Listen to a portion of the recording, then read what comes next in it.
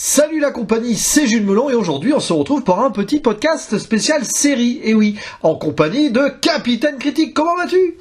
Hola camarade, bien et toi ? Bah ça va, écoute, c'est les vacances, c'est l'été et je viens de finir, alors sur tes conseils, très avisés, je viens de me donc faire les 5 saisons de Steven Universe, une série qui a été diffusée à l'époque sur Cartoon Network entre 2013 et début 2019. Alors attention ici, préambule, on ne va pas parler du film ni de Steven Universe Future, qui sont des suites, voilà.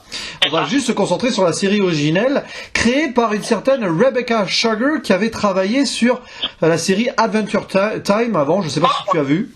Alors, j'ai regardé quelques épisodes, je ne suis pas un grand fan, mais je sais qu'elle a des qualités et je sais qu'elle a aussi pas mal de fans dans son genre. Ouais. Donc, je sais que c'est une bonne série. Voilà, c'est juste pas pour moi, mais voilà, elle a un gros CV derrière elle. Et donc, Steven Universe, c'est une série d'aventure, action, comédie dramatique, fantastique, comédie musicale, fantasy, bref.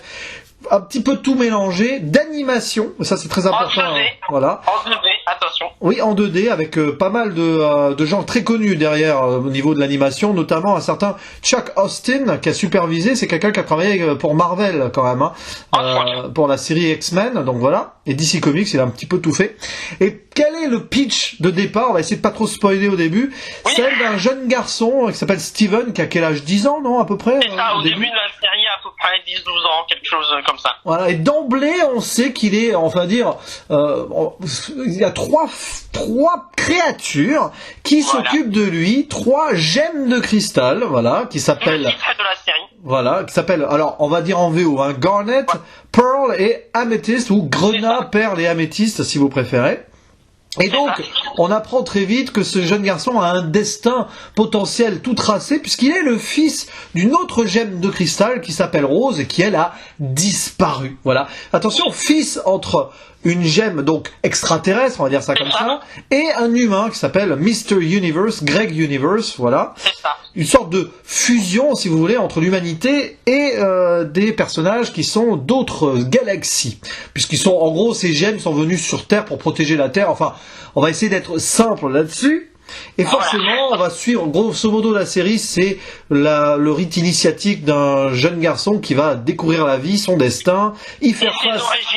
Voilà, il va découvrir ses origines et essayer de faire face à l'ennemi tout en se découvrant lui-même, et c'est ça qui est passionnant, parce que c'est autant quelque chose de science-fiction que quelque chose d'humain, Steven Universe. Totalement. Et c'est presque ça qui est presque plus intéressant que le côté science-fiction, à savoir le côté développement des personnages qui fait le sel et le charme de la série. Et il y en a beaucoup des personnages, au-delà des gemmes de cristal et Steven et son père, vous avez également tous les habitants de Beach City, dont Lars par exemple, Sadie, Connie, très importante, voilà aussi, et on va, et puis il y a un lion à un moment aussi, mais ça on en parlera plus tard peut-être. En zone spoiler, oui.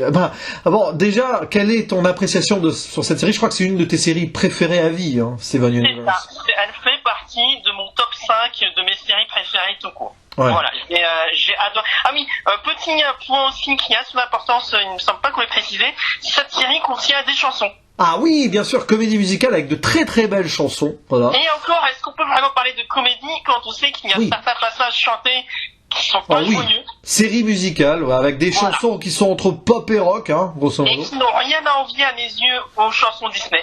Ah oui, clairement. C'est l'un des points forts de la série, les chansons, qui sont d'ailleurs co-composées par la créatrice, entre autres. Voilà. Et c'est pour ça aussi, entre guillemets, c'est à la fois la force et la faiblesse de cette série. Si les gens sont allergiques aux chansons, malheureusement, il y a une chanson tous les 2-3 épisodes. Mais c'est vrai que parfois, c'est plus ou moins... Alors, il y en a qui tombent super bien. Il y en a d'autres, parfois, c'est un peu plus anecdotique. Mais ça, on y reviendra sur la liste des épisodes. Donc toi, évidemment, tu la recommandes, mais tu l'as déjà recommandé à plein de gens, et tu me l'as recommandé, et tu as bien fait de le faire. Et je te remercie d'avoir donné sa chance à cette série. Ah oui, parce qu'à la base, voilà, j'étais là, et hop, je me suis lancé, je me suis pas arrêté. Alors j'ai pris mon temps pendant le confinement, et donc après le confinement, tranquille. Alors il faut savoir qu'il y a 160 épisodes, 5 saisons, d'11 minutes. C'est des épisodes de 11 minutes, à part quelques exceptions.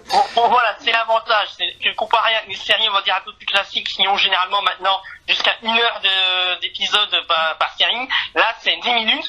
Et au début, j'allais dire, c'est un peu à la Kaamelott, dans le sens où au début, on peut regarder sans vraiment trop écouter, mais au fur et à mesure, ça se complexifie, et justement, comme on a appris à connaître les personnages, on arrive à un peu plus accepter l'intrigue et tout ce qui s'ensuit. Mais assez parlé de moi, du coup, toi, au final, alors j'ai beaucoup apprécié cette série. Alors c'est pas on va dire une de mes séries cultes, mais j'ai trouvé ça touchant, émouvant, passionnant dans le scénario aussi, même si une fois arrivé au bout, tu te dis bon, c'est presque un prétexte tout ce qui est science-fiction, aventure, pour justement développer des personnages et nous parler de la psychologie, notamment de Steven, et même pas que de Steven, même les gemmes de cristal vont se découvrir, on va voir leurs origines, leur dilemme par rapport à leur passé, parce qu'il y a beaucoup de révélations là-dessus. Là, le côté extraterrestre serait plus aujourd'hui utilisé comme une manière détournée de parler des minorités ethniques. C'est ça. Et c'est aussi une série sur la tolérance, hein. Il y a énormément de choses très intéressantes sur l'amour, l'amitié. Et pas seulement l'amour hétérosexuel, mais aussi homosexuel. Exactement, c'est une série très intelligente là-dessus, qui n'a aucune barrière. Et ça, c'est bien. Et à la différence d'autres œuvres, comme par exemple, ça faisait un moment, un des derniers remakes live action Disney, à savoir La Belle et la Bête, où un des personnages est appuyé sur ce côté-là.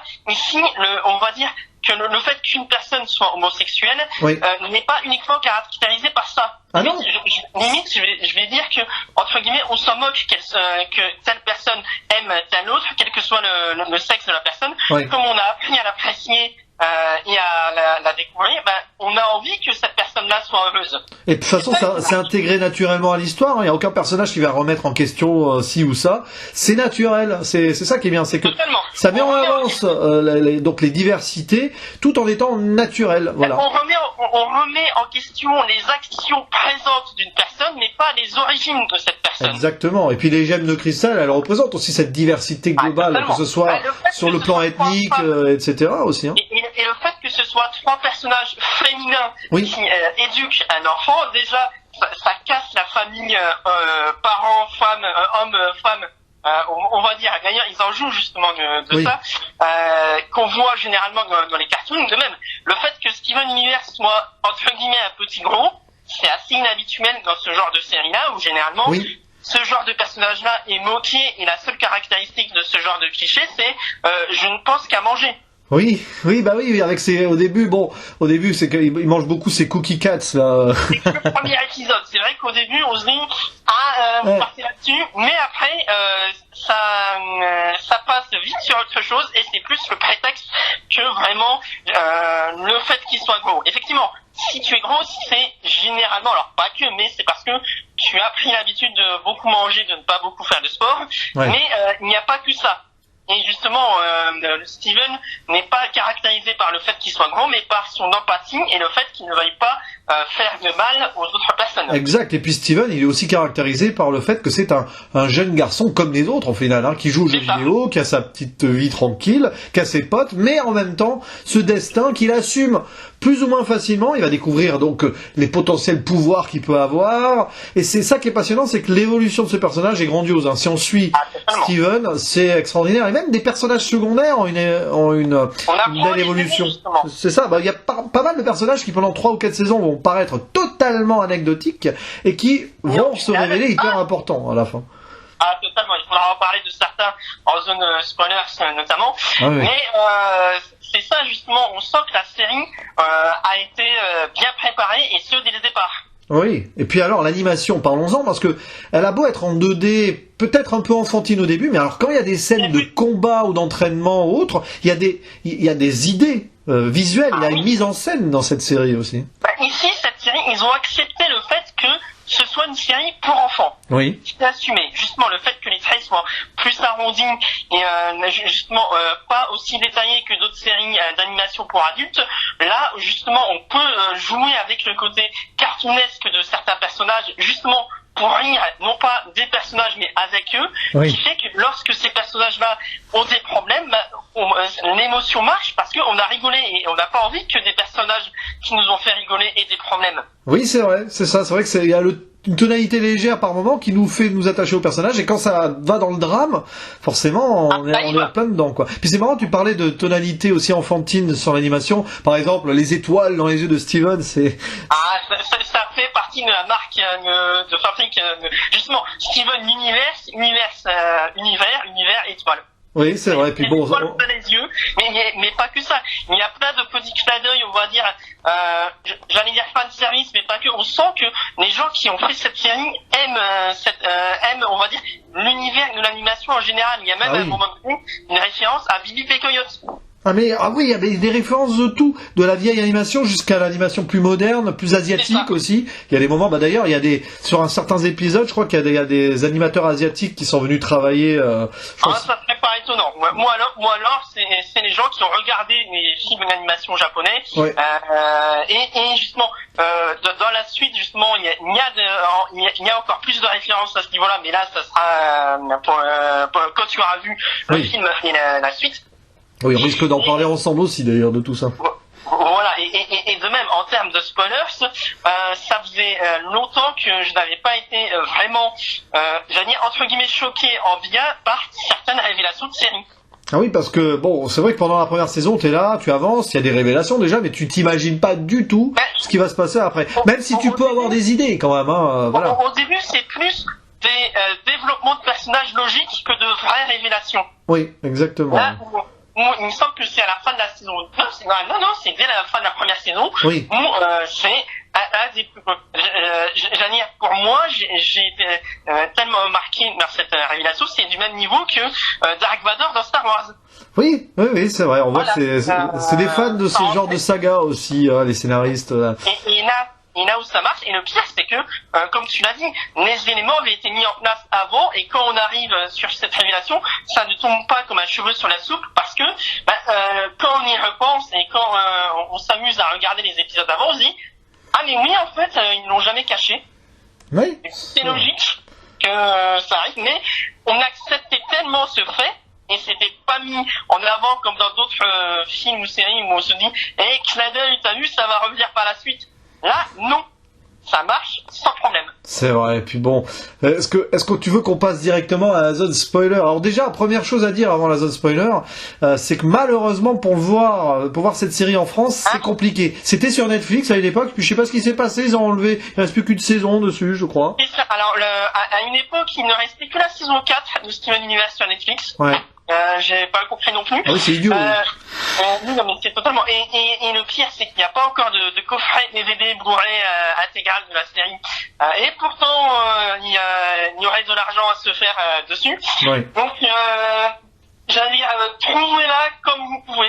Oui, disons qu'elle est facilement trouvable par moyen détourné, mais en même temps, là, on n'a pas le choix. Donc, voilà. Alors, bon, à moins que, si jamais un jour elle revenait sur Netflix, allez-y, ou si jamais. Oui, parce que... Allez-y, j'espère là-dessus. Mais c'est un des problèmes. Voilà, un des quelques problèmes de la série à mes yeux seulement. Oui. Bon, on va passer du coup, si tu veux bien, à la zone spoiler. Ouais. Là, spoiler. Alors bon, là, il se passe énormément de choses. Le truc que j'apprécie le plus, donc au niveau révélation dans cette série, c'est les fusions. Alors là, le côté fusion justement renforce la tolérance, l'amour, l'amitié. Là, on est vraiment dans la caractérisation totale des liens entre les personnes, puisque là, les gemmes, et pas que les gemmes d'ailleurs, peuvent fusionner. Puis cette première révélation que Garnet, donc Grenat, est une fusion entre Saphir et Ruby. La fameuse révélation de Dark Vador en termes d'impact, c'était ça. C'est voilà, Garnet est une fusion. Et paradoxalement, j'ai plus été choqué par cette révélation que par le fait que Pink Diamond soit Rose en fait. Oui, parce que voilà, c'est ça qui est fort, c'est que la mère de Steven, Rose, est en fait le grand méchant, enfin... présenté comme le grand méchant de départ et comme la personnalité que Rose a tué. En gros, c'est pas qu'elle l'a tué, c'est qu'elle a tué son ancien, soit pour devenir Rose, protectrice de la Terre, et en mode émancipation des diamants, parce que voilà, pour ceux qui ont vu la série, vous le savez, mais en gros les gemmes font la guerre contre les diamants, leurs supérieurs. Ils ont fait une rébellion, quoi, pour faire simple. En fait, il faut se dire que c'est une histoire de colonisation. Pour les gemmes, la Terre est une planète parmi tant d'autres. Et justement, là, il s'est avéré que la Terre a été la première planète de Pink Diamond. Elle s'est entachée des humains, justement, elle s'est prise d'infection pour eux, et justement, elle a voulu lutter contre ses sœurs ou ses mères, on ne sait pas trop d'ailleurs, justement, la relation entre Pink, Blue, Yellow et White. Oui, parce que... Comme en tant que Pink, elle ne pouvait rien faire pour sauver sa planète de la entre guillemets destruction, mais d'un point de vue des gemmes, c'est une construction. J'allais dire, c'est comme lorsque nous on construit un parking sur une forêt. Oui, mais c'est un côté écologique dans cette lecture-là, de sauver la Terre de la destruction ou de l'asservissement, si vous préférez d'ailleurs. Et ça, et justement, comme tu l'as dit, là où Pink et Rose, on ne sait pas vraiment si elle est gentille ou méchante, mais c'est une des forces de la série, c'est pour montrer que tout n'est pas blanc ou noir. Exactement, et quand Steven découvre ça, on apprend aussi que Steven est un petit peu sa mère, avec la gemme de sa mère qu'il porte, donc il y a des problèmes d'identification aussi, d'indépendance, et puis d'ailleurs, bon, au-delà il y a aussi cette fusion extraordinaire entre Steven et Connie, c'est-à-dire que même des humains, un demi-humain et une humaine peuvent fusionner, et là, on va dire que c'est la représentation de l'amitié forte ou l'amour, c'est ça qui est fort entre Steven et Connie, on sait pas trop. C'est un des rares personnages transgenres qui n'est pas montré de manière caricaturale. Exactement, parce que la fusion Stevenie est un personnage transgenre, tout simplement. Et qui est aimé par des hommes comme par des femmes. Exactement. D'ailleurs, c'est très drôle parce que Stevenie, qui est, on va dire, il y a le garçon populaire de Beach City qui tombe amoureux de cette fusion. Justement, Kevin, moi pour le coup, ça serait un des petits points faibles de la série, dans le sens où à la fin de la série, il n'y a pas vraiment de phase arc. On laisse un peu comme un cheveu sur la soupe pour le coup, alors que il semblait avoir des potentiels derrière. Et c'est l'un des rares où il n'a pas sa rédemption comparé aux autres. Ouais, c'est vrai. On le laisse un petit peu en plan dans sa fête à un moment et après on ne le voit plus. Ouais. Et puis il y a autre chose qui est très fort aussi, c'est que Rose, malgré sa disparition, elle est toujours là, elle est partout, que ce soit donc à travers son fils, mais aussi ceux et celles qu'elle a plus ou moins touchés et soignés, comme le lion.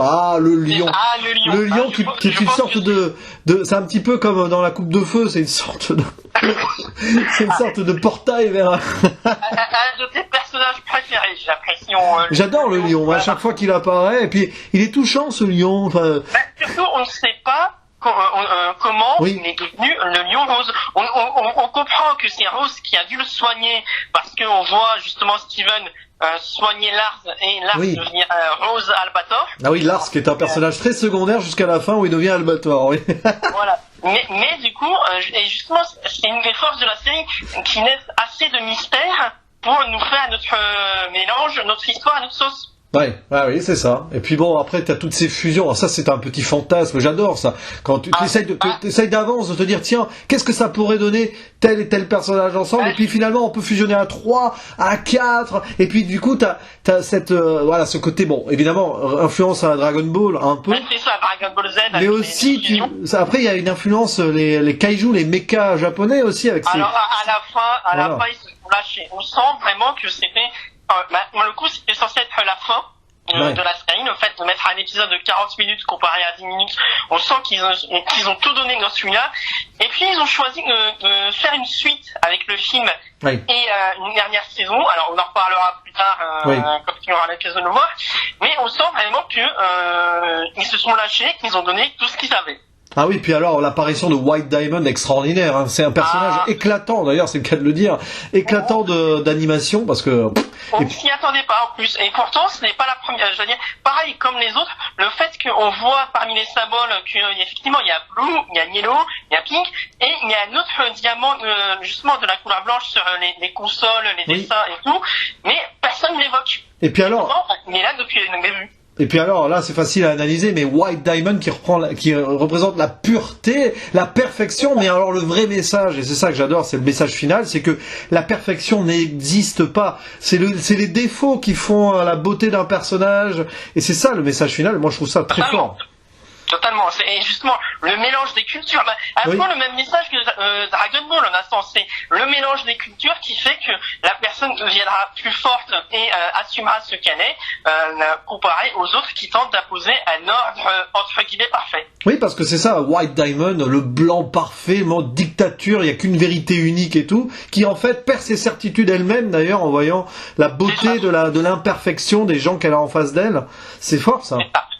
Totalement. Et ça, on l'avait vu, on va dire, on avait commencé à le voir avec la première fois qu'on voit Yellow Diamond, on va dire le diamant militaire. Oui, en instance à ce niveau-là, justement qui déjà essayé de faire en sorte d'instaurer cet ordre-là, non pas pour le plaisir d'instaurer l'ordre, mais juste pour faire plaisir à White. Oui. Au final. Alors qu'à côté, t'as Blue Diamond en mode plus poétique, par exemple, c'est ça aussi.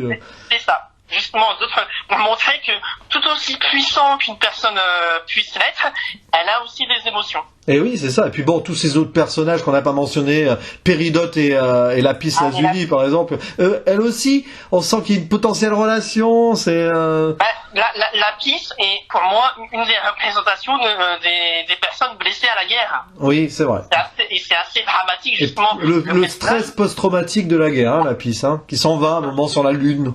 Totalement.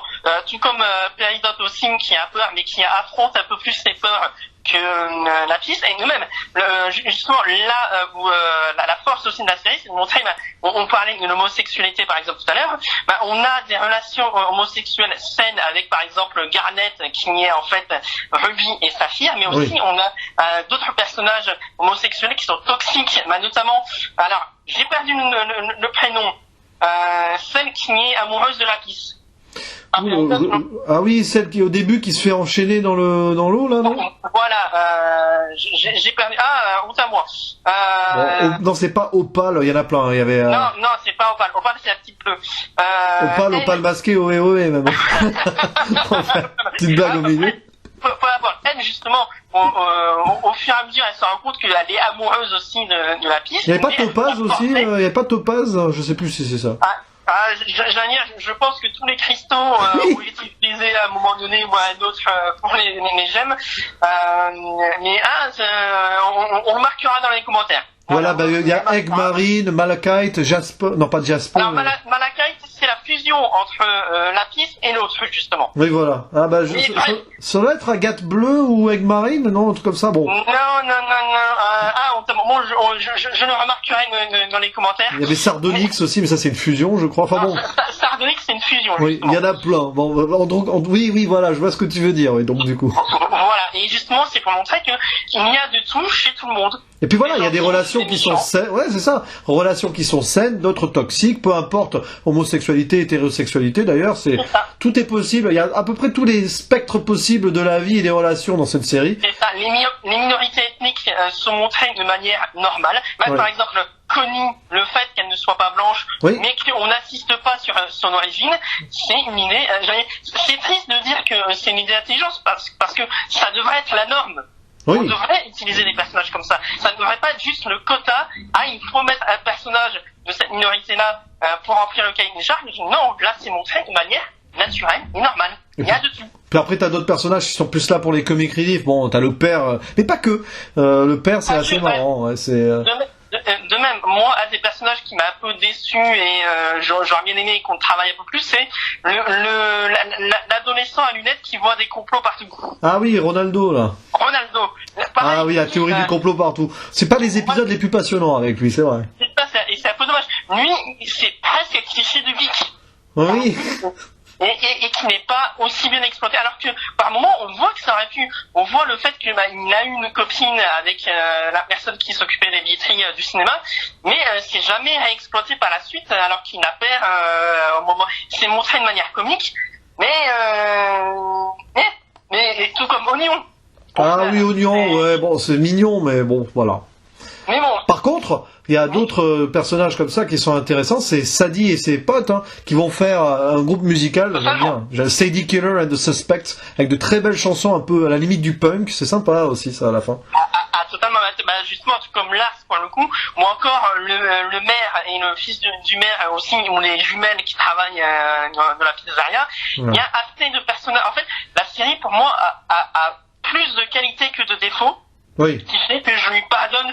Je vois plus en fait les défauts comme des maladresses que comme de réels défauts. Oui, des maladresses parce que c'est typé pour enfants à la base, donc c'est pour ça que nous, dans Regard Adulte, on voit plus des maladresses par exemple. Mais après, voilà quoi. C'est ça, et quand on voit le message global de la série qui est quand même la tolérance, le respect, l'amour du prochain, le pardon, justement, il faut appliquer ces thématiques-là à la série, et du coup, il faut davantage pardonner parce que la série a encore plus de choses à nous offrir que les maladresses qu'on a citées juste là. Ouais, bah du coup là je pense qu'on est un peu sorti de la zone spoiler, donc on va pouvoir conclure avec quelques dernières anecdotes. Alors il faut savoir que toutes les voix sont faites par des gens différents en VO, en français c'est un peu mélangé. Il y a même une apparition de Nicki Minaj, une chanteuse pop très connue qui fait une voix à un moment dans un épisode. C'est une fusion entre Garnet et je sais plus qui d'ailleurs. Alors justement, petite parenthèse sur la VF justement, petite histoire assez amusante.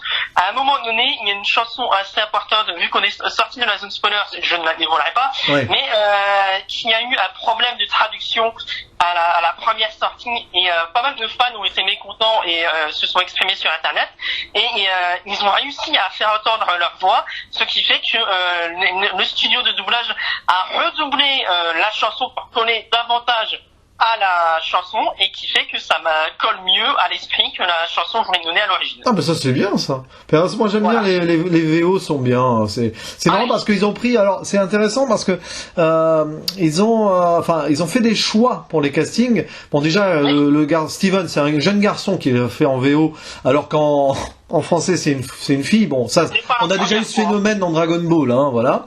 Mais par contre, les trois comment ça s'appelle, les trois gemmes sont doublées par des asiatiques et noires américaines, ce qui colle bien avec la différence ethnique aussi globale de ces personnages. Donc, c'est ça qui est intéressant parce qu'il y a un cachet vocal très passionnant sur l'accent qu'elles peuvent avoir et la façon de parler. Et le fait que les gemmes soient aussi, j'allais dire, différentes au niveau physique, joue aussi. Garnet, justement, le fait qu'elle soit grande, forte et noire, le fait qu'Améthyste soit un peu plus petite et un peu plus ronde, mais qui assume justement ce côté-là, ou encore Perle qui soit grande et toute fine, ça montre juste la diversité de la vie. On n'est pas tous gaulés entre guillemets comme des dieux et des déesses grecques. Il y a de tout. Et d'ailleurs, Garnet, pour la petite anecdote, a été doublée par une rappeuse britannique, une chanteuse britannique, qui a fait un truc avec David Guetta et tout, donc c'est quand même pas n'importe quoi. Et justement, le fait que Garnet soit... maintenant, on est sorti de la zone spoiler. Ah oui, voilà, mais voilà, que Garnet soit un personnage très important de la série, c'est ça que tu voulais dire. Et du coup, on va conclure. Alors, là, mettre des notes, c'est compliqué. C'est très difficile de noter une série parce que ça dépend des épisodes, des saisons. Alors toi, c'est un gros 10 sur 10, je crois. Alors moi, on va dire que s'il n'y avait pas eu la suite, j'aurais mis à 10 sur 10. D'accord, parce qu'après, il va y avoir autre chose, mais ça, on en parlera. Après, on en reparlera après par la suite, mais autant j'ai adoré le film, autant après, on laisse planer le doute sur la suite, mais je suis en dessous, et disons que globalement, un bon 9,5 sur 10. Voilà. D'accord, moi c'est un très gros 8 sur 10. Hein. Il y a des épisodes un peu inégaux, mais il y a des épisodes qui sont extraordinaires, avec des très belles chansons, voilà. Et du coup, ton personnage préféré au final? Oh là là, mais c'est très compliqué. Moi j'adore Steven, parce que c'est l'évolution, l'arc autour de ce personnage est extraordinaire. Et après, c'est compliqué. Et ta fusion préférée alors? Ah, mais ça, je ne le dis pas parce que sinon, on va devoir revenir dans la zone spoiler. D'accord, ok. Mais sinon, parmi les gemmes, Garnet, j'aime beaucoup Garnet quand même. Je l'avais dit au début que c'était elle ma préférée, ça a pas bougé. Toi, je sais que c'est Perle, hein. C'est ça, moi c'est Perle, et justement... très intéressant, on n'en a pas parlé en spoiler, mais très intéressant l'arc et l'évolution autour du personnage de Perle. C'est ça, une de mes chansons préférées est chantée par Perle. Oui, je vois laquelle, à un moment, très émouvante. Très émouvante, celle-là, de chanson. Voilà, pour le coup. Et de même, une autre chanson qui s'appelle Stronger Than You. Je ne dirai pas qui la chante ni de quoi il s'agit. Mais c'est cette chanson-là qui a subi justement une modification en VF. Mais elle fait partie de mon top 3 de mes chansons de Steven Universe préférées. Moi, ma chanson préférée de Steven Universe, ça serait What Can I Do, chantée par le père, entre autres. Et Rose. Et oui, dans un flashback. Je sais pas si tu t'en souviens, sans un concert. Il me semble qu'on l'entend aussi dès le premier épisode, non, en chanson à la radio. Ah, peut-être, faudra que je vérifie, c'est vrai que... C'est pas cette chanson-là qui passerait, mais... Ah non, c'est chanté par sa femme. Oui, non, en concert. Okay. Les gemmes, sa femme et lui qui chantent un concert dans un flashback. Ok, si, non, je vois. Ah d'accord, c'est intéressant comme choix. Voilà. Donc, en tout cas, c'était un plaisir d'en parler avec toi. Et puis, c'est pas fini. Parce que bientôt le film, certainement. Et puis, probablement Steven Universe Future aussi, hein. Même si là, du coup, il y aura plus de bémol, peut-être, moins de ma part. En tout cas.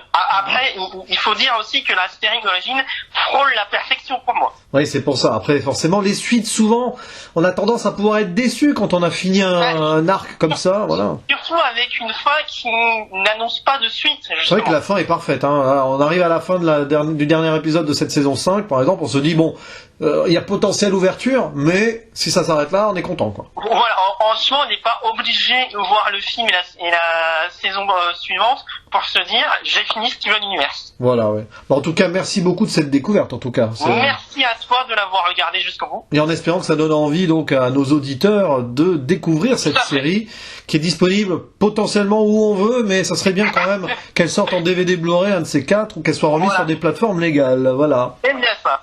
En tout cas, il ne nous reste plus qu'à faire le mot de la fin, le fameux à la prochaine. Ciao.